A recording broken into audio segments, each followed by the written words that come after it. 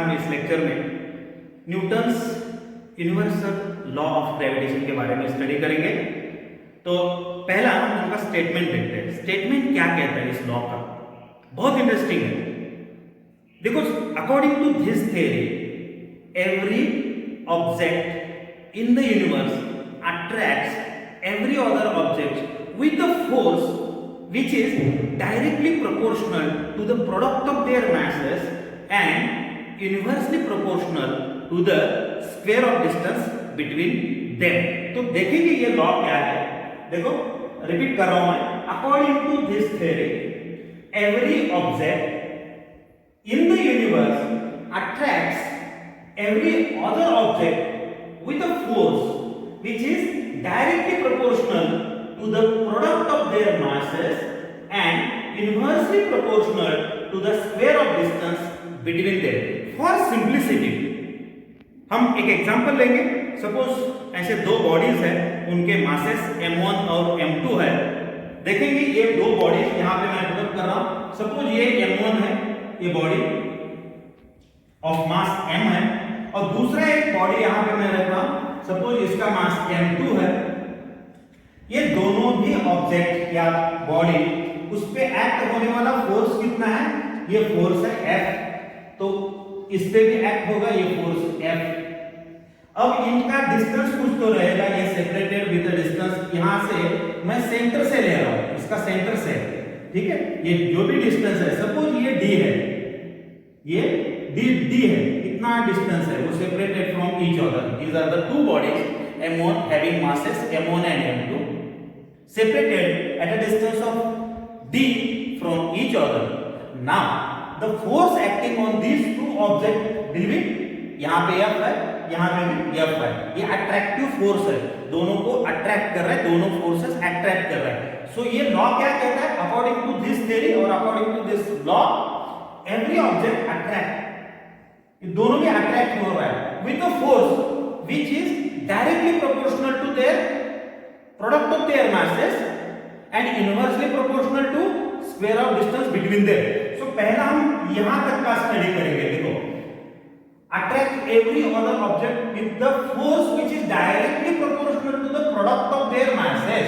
so product of masses यानी कि जो भी फोर्स रहेगा, सपोज ये फोर्स है F which is directly proportional to product of their masses यानी कि m1 और m2 ये masses है, और इनवर्सली यही फोर्स क्या कर रहा है, दूसरा पार्ट देखो, and inversely proportional to the square of distance. Inversely है यानी कि वो इनवर्सली यानी कि मैं 1 अपॉन लिख रहा हूं, स्क्वायर ऑफ डिस्टेंस यानी कि ये d स्क्वायर हो गया।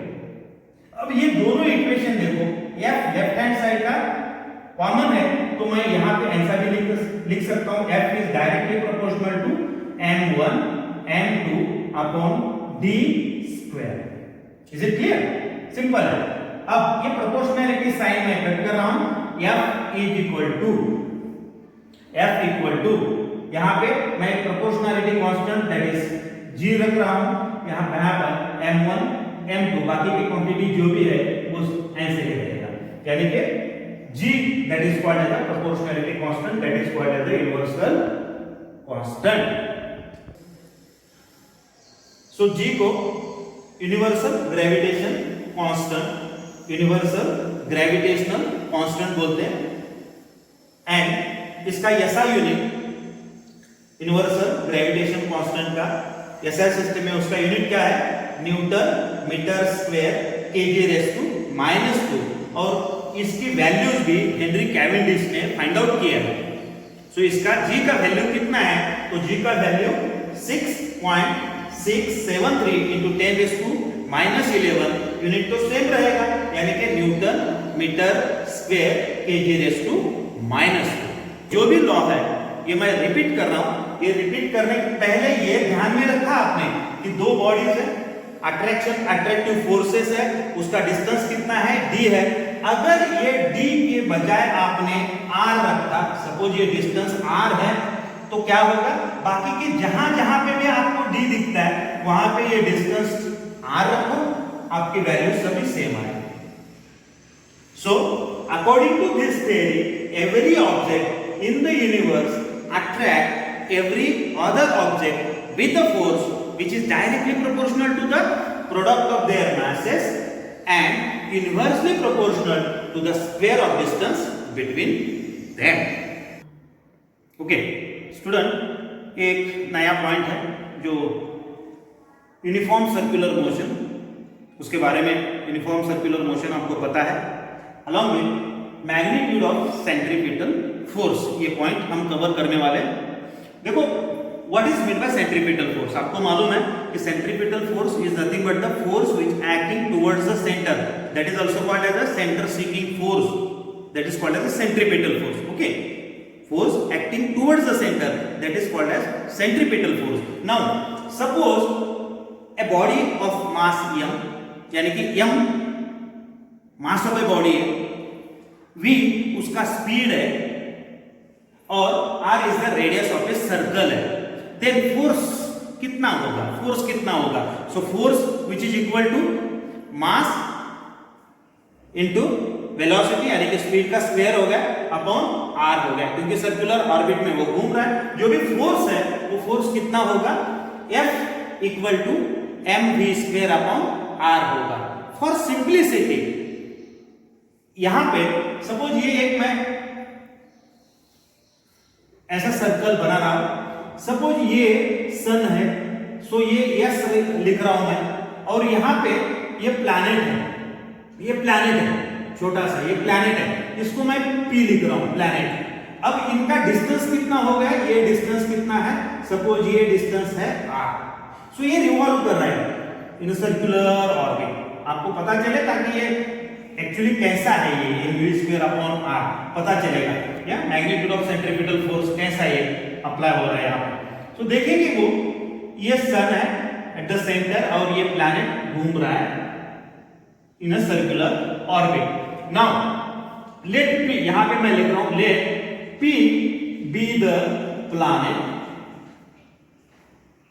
planet revolving in a, yes is the sun, आपको पता चलेगा, ठीक है।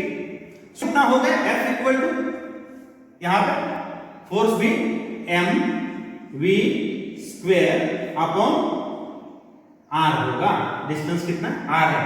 सो देखो ये भी फोर्स और ये फोर्स, थोड़ा ध्यान में रखो, यूनिफॉर्म सर्कुलर मोशन हम सीख रहे हैं, मैग्नीट्यूड ऑफ सेंट्रीपिटल फोर्स का। So force which is equal to mv square upon r हो गया, वेयर m क्या है, m इक्वल टू, m का मतलब यहां पे mass of the planet, mass of planet, v क्या है, स्पीड, r क्या है, distance of planet from sun, sun से ये डिस्टेंस है। Now this speed is expressed in terms of period of revolution. Are you getting me? ये जो भी स्पीड है, ये speed expressed in terms of period of revolution, that is t, which is as follows, that is period of revolution को क्या बोलूंगा, t, that is equal to period of revolution। तो the distance traveled by a planet in one revolution, the distance traveled by a planet in one revolution, एक revolution complete करने के लिए perimeter of the orbit, यानी कि जो भी उसका वहां से वो घूम रहा है वो पेरीमीटर लेंगे, तो पेरीमीटर कैसे कैलकुलेट करते हैं, which is equal to twice pi r. So the distance traveled by a planet in one revolution, which is equal to perimeter of the object, which is equal to twice pi r. Now speed कैसे calculate करते हैं, speed is equal to distance traveled by time consumed, that means distance upon time, मैं shortly put up कर रहा हूं, so distance upon time. Now speed is equal to क्या होगा, distance कितना, उसका पेरीमीटर कितना है, ट्वाइस पाई आर, और ये T, period of revolution, time taken. Okay, now आपको फोर्स मालूम है, फोर्स कितना है हमने कैलकुलेट किया था, F equal to mv square upon r। अब ये जो भी वैल्यू है इसमें पुटअप करो v की जगह पे, इस v पे। सो क्या हो गया equation, f equal to m, मैं ऐसा ही रख रहा हूं, ये ट्वाइस पाई यहां पे रख रहा हूं, ट्वाइस पाई r अपॉन t, ये हो गया ब्रैकेट स्क्वायर, ये वैल्यू यहां पे आ गया, डिवाइडेड बाय r हो गया। अब स्क्वायर करेंगे, f इक्वल टू m, ऐसा ही पुटअप कर रहा हूं, ट्वाइस सॉरी 2 का स्क्वायर हो गया 4, पाई का स्क्वायर हो गया पाई स्क्वायर, r का स्क्वायर हो गया r स्क्वायर, t का स्क्वायर होने वाला है, लेकिन मैं यहां पे डिनोमिनेटर को लिख सकता हूं, क्या लिख सकता हूं, t स्क्वायर, और ये जो भी पहला वाला था वो उसको भी मैं यहां पे रखा। Is it clear? अब थोड़ा रीअरेंजमेंट करेंगे, ये देखो यहां पे ये r और ये r जा सकता है, सो मैं थोड़ा रीअरेंजमेंट कर रहा हूं, 4 ये बाद में m लिख रहा हूं, m पाई स्क्वायर, ये r रह गया था डिवाइडेड बाय t स्क्वायर। ठीक है, तो थोड़ा रीअरेंजमेंट कर रहा हूं, so f equal to 4 pi square m r upon r square. अब according to Kepler's third law क्या कहता है आपको मालूम है, ये है third law, period of revolution which is equal to k r cube. Therefore f equal to क्या होगा, f equal to 4 pi square M R, ये वैल्यू यहां यही से है, ठीक है, अपॉन ये हो गया टी स्क्वायर, विच इज, मैं यहां पे रीअरेंज कर रहा हूं क्योंकि ये वैल्यू आप यहां पे पुट अप कर सकते हैं। सो अगर ये टी स्क्वायर की वैल्यू मैंने ऐसा बनाया, टी स्क्वायर इक्वल टू, ये यहां पे आ गया, ठीक है, चलो यहां पे लिख रहा हूं, ये टर्म थोड़ा रीअरेंजमेंट करेंगे, 4 pi square M R upon ये हो गया एफ हो गया, ठीक है। अब ये सब values which is equal to, अब ये यहां पे रख सकते हैं हम, देखो 4 pi square M R upon F which is equal to K R 3, ठीक है। ये थोड़ा आर ऐसा ही, ये ऐसा नहीं कर रहा, थोड़ा मैं चेंज कर रहा हूं इसको, और यहां पे भी थोड़ा चेंज कर रहा हूं आर, ठीक है। अब क्या आएगा, एफ इक्वल टू, देखो ये भी रीअरेंजमेंट, ये रीअरेंजमेंट है सब टर्म्स थोड़ा, f इक्वल टू क्या आएगा, f equal to 4 pi square m r upon k r 3, ये r इसको कट हो जाएगा, स्क्वायर रह गया, तो क्या आ गया, f equal to 4 pi square m upon k into r square.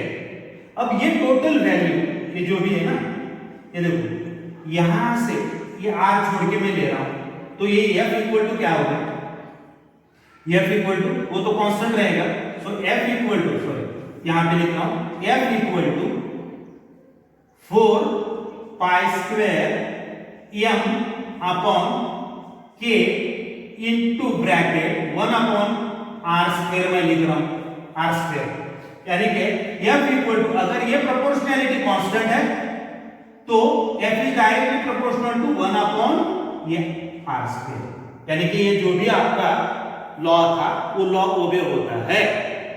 Centripetal force के बारे में, मैग्नीट्यूड ऑफ सेंट्रीपिटल फोर्स के बारे में, तो उसका टोटल केपलर्स थर्ड लॉ पे डिपेंड है, केपलर्स थर्ड लॉ पे डिपेंड है, थर्ड लॉ जो भी कहता है ना, तो यहां पे f is directly proportional to, या sorry f is inversely proportional to square of distance, आ गया यहां पे। So Newton concluded that the centripetal force which is the force acting on the planet and is responsible for its circular motion must be inversely proportional to the square of distance between the planet and sun. Let me repeat. कि जो भी ये planet है जो revolve हो रहा है around the sun, ये क्या है actually? So the Newton concluded that the centripetal force, which is force acting on the planet and is responsible for its circular motion, must be inversely proportional to the square of distance between planet and sun. That is, क्या है वो? F is inversely proportional to here. ये जो आपने अभी equation find out किया था. Is it clear?